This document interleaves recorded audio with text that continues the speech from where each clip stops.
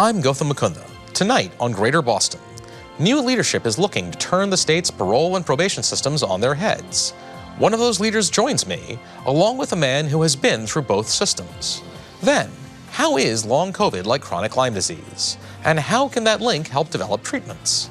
I'll talk to MIT's Mikki Tal, who is spearheading this research.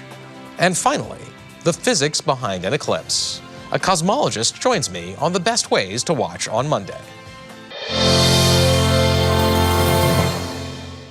For the tens of thousands of Massachusetts residents on probation or parole, life outside of prison can feel painfully similar to life behind bars, under constant observation and threat of reincarceration. Now, new leadership at the state's parole and probation systems is looking to change that. I'm joined now by one of those leaders, Pamerson Ifill, Commissioner of Massachusetts Probation Service, along with David Delvalle, a returning citizen who's now on probation after serving 7.5 years in the Department of Corrections, and Investigations and Impact Editor for the GBH News Center for Investigative Reporting, Paul Singer. Singer, thank you. Everybody, thank you for joining us today. Really appreciate that. Singer, tell us, what are these changes? Well, what we've found is that the people we've been speaking to who have experienced incarceration or probation and parole had been telling us that it's sort of a trail 'em, nail 'em, and jail 'em. They felt like they were just being pursued again. But it is clear that Commissioner Ifill, and he can talk a little bit about it for himself, and the parole commissioner are trying to make significant changes where their agencies can become more service-oriented, helping people succeed in the communities rather than just waiting for them to trip up and go back inside. At least, and again, I'll say this, when Commissioner Ifill was telling me this the first time, I thought, okay, well, that's a nice thought. That sounds like a pleasant idea. But then we actually dug up some data that indicates they may actually be doing it, which is sort of a nice surprise for those of us who track government. Commissioner, what are the changes that you're trying to make? So, I think for us, are the changes that we're really focusing on, and it isn't just me as commissioner. I think it's the entire trial court, judges as well.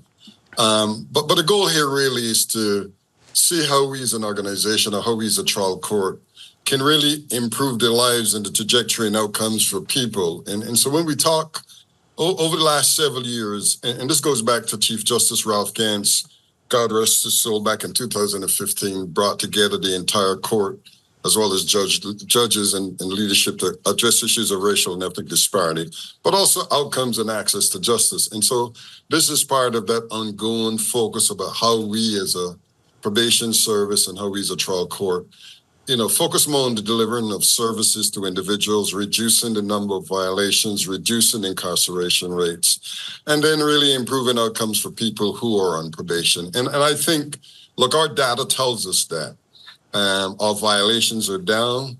Massachusetts is, we had the Pew Center for States as well as this Council of State Governments come in here in 2018 and 19. And they rank Massachusetts as, if not the #1 state, one of those states that sends the fewest individuals back to prison or jail from probation violations. So I think everything that we see, all of our data tells us that this approach is working. David, how did you experience the system?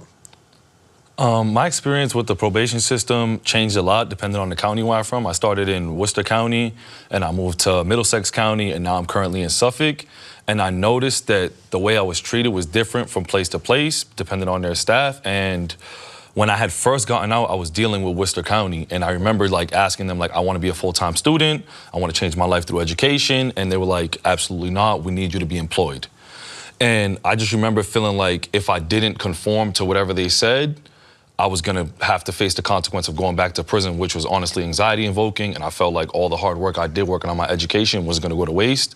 Thankfully, I was able to do both, but I didn't feel like I was able to have that control over my life and my rehabilitation like I wanted to. But there were counties that were better.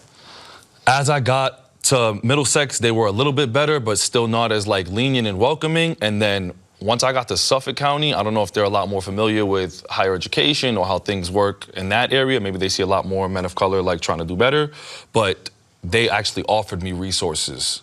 And that was something that was so humanizing to me, wow, a probation officer actually offered me a program that was gonna better me and better my education. I never had that before throughout my entire existence with And probation. you know, this is a really interesting point that we keep hearing from because we've been interviewing people now for 2 years who are returning from some justice having caught a case basically, and it invariably comes back to, well, it didn't go well until I met that probation officer or that parole officer who gave a damn.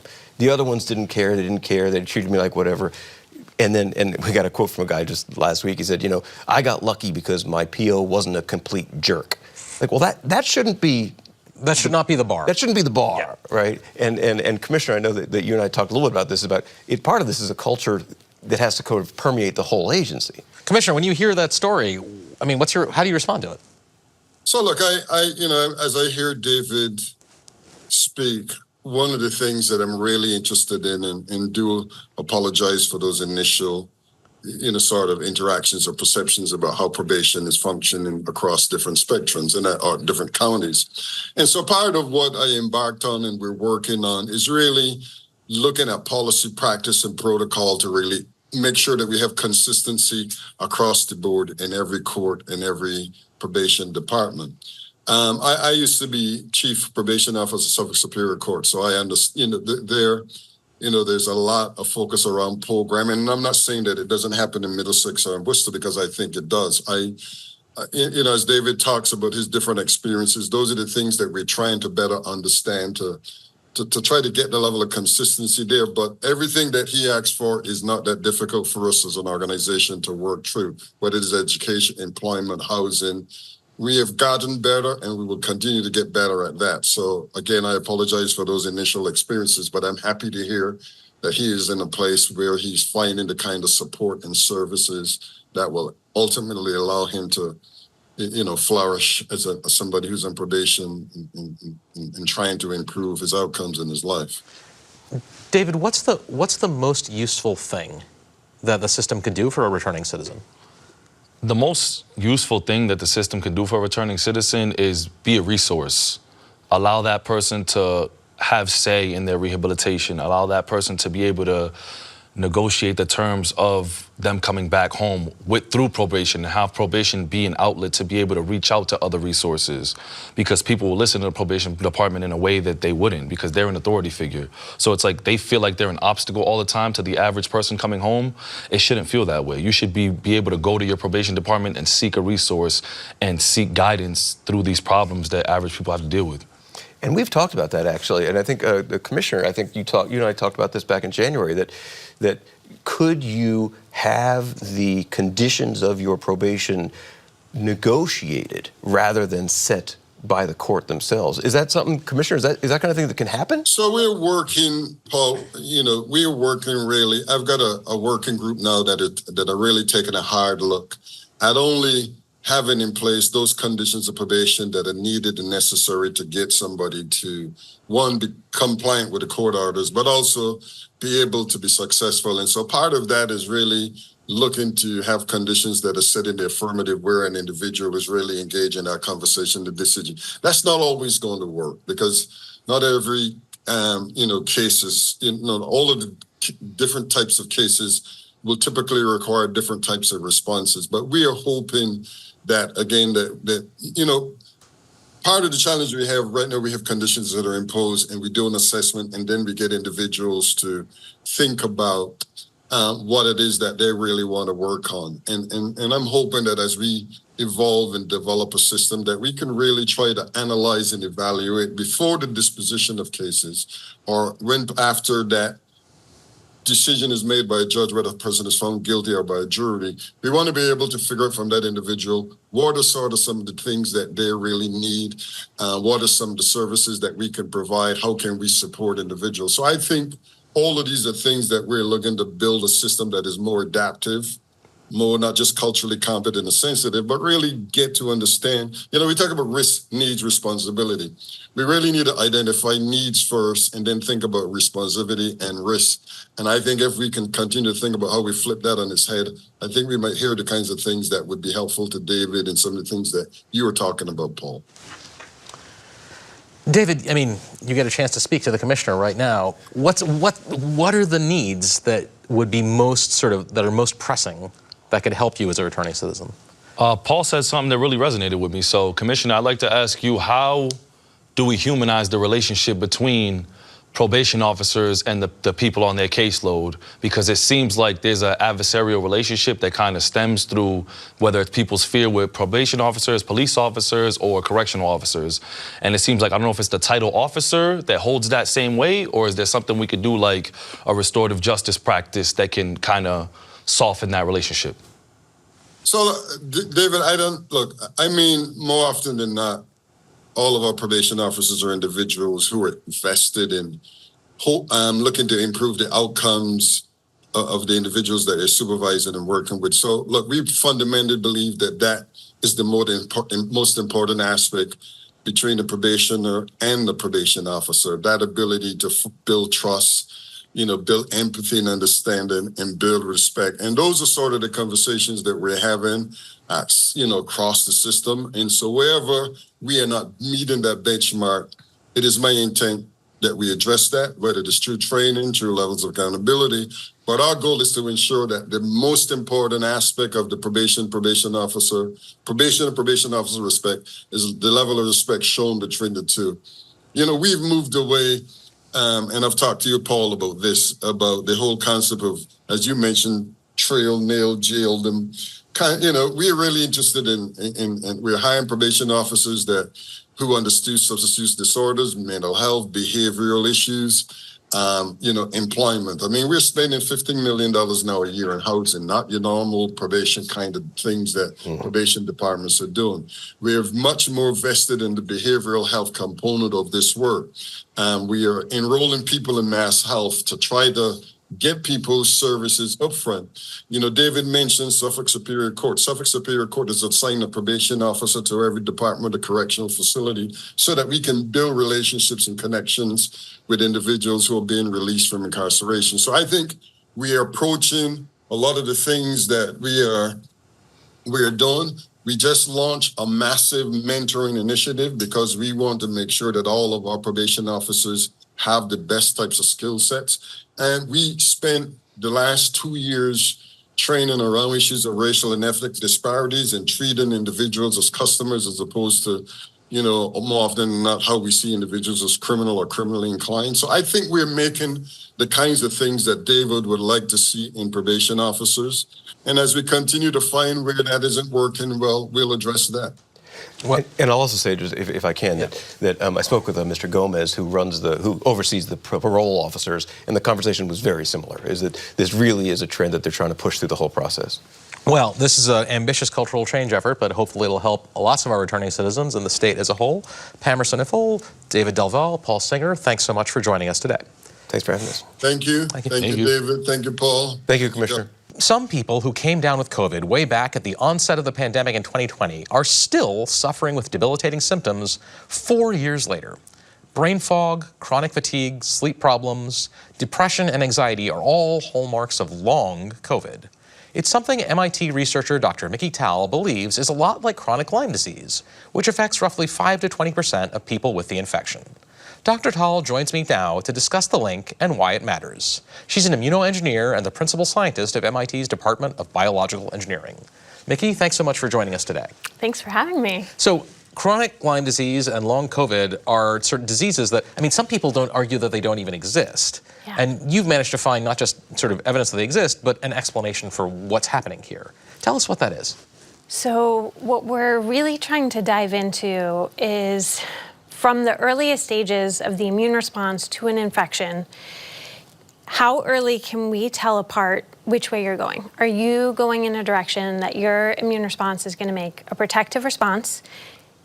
This is going to be a nothing infection. It might briefly disturb you, but you're never going to have to worry about it again once you're over it. Versus people who are going in a trajectory where the immune system is essentially bringing the house down. A catastrophic immune response that is not only not protective, it is essentially triggering processes that are going to result in debilitating illness. And there are features that we can see that are different that we can measure that are happening in people going one direction versus another. So what you're saying is that both of these diseases, they're maybe not so much about the virus or the bacteria anymore. They're about the way your body is responding to it. Kind of like, I mean, like lupus or psoriasis, which are autoimmune diseases too. So it's one of our biggest questions. There are so many similarities between somebody who had Lyme and didn't recover and somebody had COVID who didn't recover, and one's caused by a bacteria and one's caused by a virus. And so what we're trying to understand between the similarities and the differences is, does it matter which pathogen took you there? If, you know, let's think about it as roads to Rome. There's many roads to Rome, right? But once you're in Rome, does it matter how you got to Rome in terms of bringing you back out from Rome? So is this a matter of tipping your immune system back towards making a protective response, or do we still need to treat that original infection that took you there? So if you can tell when someone gets affected, if they're more likely to end up in one category or the other, that tells us essentially that it's real, that there's a real biological factor that's driving these phenomena. There is a real biological factor that is driving these phenomena. These are very real diseases. So who is more likely to end up with long COVID or with chronic Lyme? So unfortunately, you know, some of the things that are, you know, triggering increased vulnerability to these illnesses are, you know, there are certain biological factors that we know about. One of them is that there's a tremendous sex skew. So for both chronic Lyme and long COVID, it skews about 70-30 females to males. So why is that? Well, there are some really important differences in the immune response to infection between males and females. Some of this we think is chromosomal. So there's an XX chromosome versus an XY chromosome, and there's some important immune genes on the X chromosome where we have 2 copies. But other things that we've come to realize are really important are actually levels of the sex hormones like testosterone and estrogen, as well as many other differences between male and female immune responses to infection that we don't really understand because we haven't been asking the right questions. A lot of what we understand about the immune response to infection, we understand about the male immune response to infection. So as you're studying these gender differences, it seems like that means that there are lots of other areas, if our immune systems are so different, where men and women are likely to have different responses to disease or to medical interventions. Profoundly different, yes. So what else have you found? Well, so, you know, there are many different aspects where we have looked across the population at an average. And within that average, we've lost the resolution of some really key differences between us. So for example, if you think about a height average, you know, if you asked in the United States, what's the average height of somebody, the answer would be 5'7". But actually, you don't have that many people who are exactly 5'7". You actually have 2 major peaks around 5'4" and 5'10". And so by asking these questions at a population level average, we actually have lost some really important resolution on key differences between us that drive immune responses and also drive other responses that impact our health. So because we're not all the same, if too many of our scientific studies treat us like we are, we're starting to lose detail and granularity about how to treat different people differently instead of all the same. Exactly. And my understanding is that you've particularly found that with vaccine dosages. So like, I just, when my wife and I both first got the COVID vaccine, she essentially was in bed for 2 days and I was tired for a day. And was that a gender difference that drove that? So, you know, this is something that we're really trying to understand, and this is somewhere where we need to challenge an assumption that has, I think, been to our great detriment. So there's been this longstanding assumption that women are more likely to report adverse events, an assumption that led us to not properly investigate biological mechanisms that could be driving these adverse events that are fundamentally different between males and females. And part of what this comes down to is actually differences in dosages, well, that we're all being given a one-size-fits-all dose, where it's possible that we could really benefit from more catered doses that suit differences in our immune response. So the vaccines are effective for everyone and they're safe for everyone, but if the dosages were varied, it might be possible that women would be less likely to have the severe side effects that they sometimes do when they first get the vaccine. That's right. So what we see is that across different vaccination types, women often could be protected with a lower dose than men require to be protected, and therefore are in a one-size-fits-all situation are being given a higher dose than they might require, and therefore potentially also having more adverse events or more side effects, as we would think of them, than maybe they needed to have if they could get a dose that was more properly suited. Mikki, I think it's really exciting to know that we're like you right here in Boston are helping us to transform our understanding of how people's bodies react to these things, and maybe someday we'll be able to tell people that we had you on before you cured chronic Lyme disease. So thanks so much for joining us here today. Thank you. Next, one of the most exciting astronomical phenomena is happening across North America on Monday, a total eclipse of the sun. Or for us here in Massachusetts, it'll be more like a 3/4 eclipse. So what is it exactly? And how can you make sure to get a good and safe view? Jacqueline McCleary, an assistant professor of physics at Northeastern with a focus on cosmology, joined me yesterday to discuss. Tell us, how does an eclipse, this sort of miraculous change in our sky, happen? Well, the thing to realize is that this is essentially a geometric phenomenon.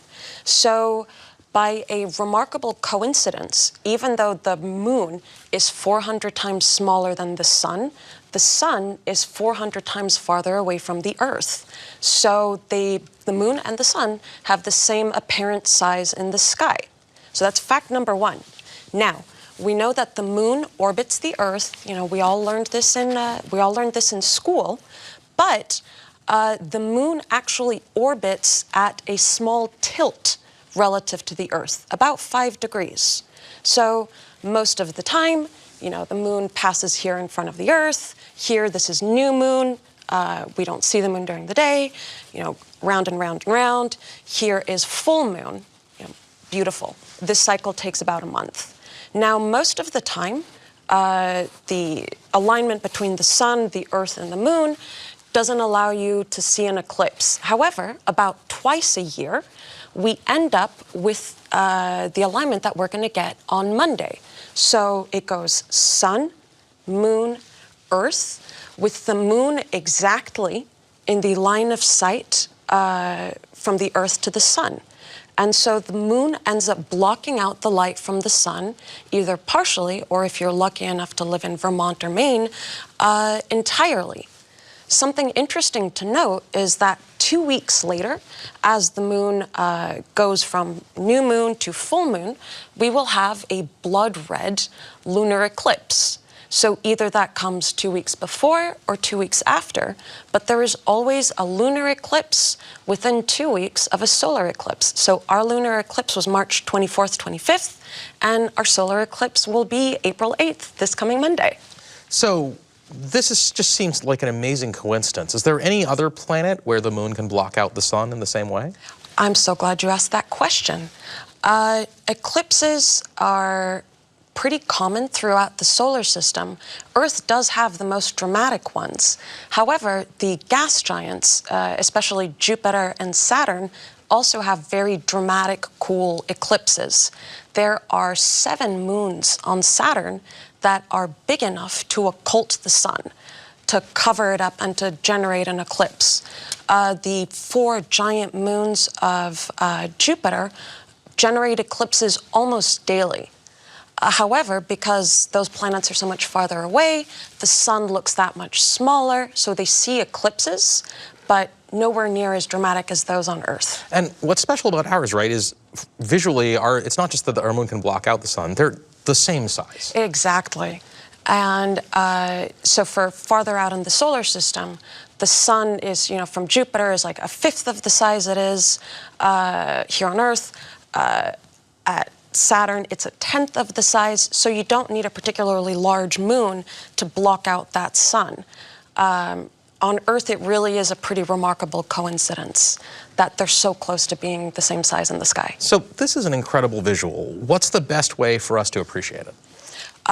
Well, go outside on Monday, look up, and you'll see this for yourself. But you shouldn't just look up with your naked eye. Oh, please don't.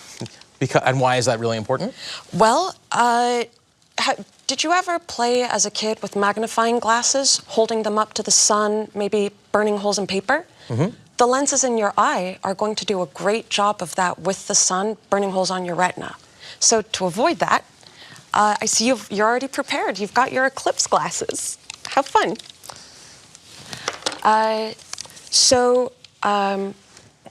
These glasses, they look great. I love the Nova branding. So these glasses are made of a special polymer that blocks out 99.99% of the sun's light, making it safe to look at directly. And so even during an eclipse, you can't look at the sun directly. So if you are in an area of totality where the moon completely covers the sun, it's safe for those 2 or 3 minutes. But even partial eclipse, 90% coverage, 95% coverage, there's still just a bit too much sunlight to be safe. So, you know, for safety and enjoyment, keep your glasses on, except during that perfect totality. So don't take any risks. We want your eyes perfectly safe so they can watch us. That's very important to us. Excellent. Yep. And enjoy the eclipse on Monday. Yes. Jacqueline McCleary, thanks so much for joining us today. Thank you for having me, Gautam. If you are looking for somewhere to watch the eclipse, you can join Jacqueline and her colleagues at Northeastern's L Hall on Monday from 2 to 4:30 p.m. That's it for tonight, but come back tomorrow for Talking Politics. How should the media cover Trump when he shares violent, potentially dangerous messages? NPR media correspondent David Folkenflik joins Adam Riley on that. Plus, Israel's move to ban Al Jazeera from reporting in the country. And how Massachusetts and Boston are dealing with budget shortfalls. That and more tomorrow at 7. Thanks for watching. I'm Gautam Mukunda, and good night.